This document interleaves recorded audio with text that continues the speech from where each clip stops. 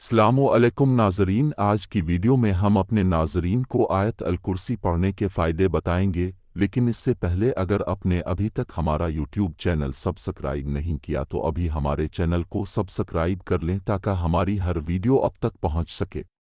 आयत अल कुर्सी का एक अमल और हज़ार फ़ायदे। एक बेहद मुजर्रब व मुफीद अमल पेश खिदमत किया जा रहा है। किसी भी अच्छे आमिल से आप उसके ख़वास और फ़ायदे पूछें, इंशाअल्लाह हज़ार फ़ायदे हैं। आयत अल कुर्सी के 170 हरूफ हैं।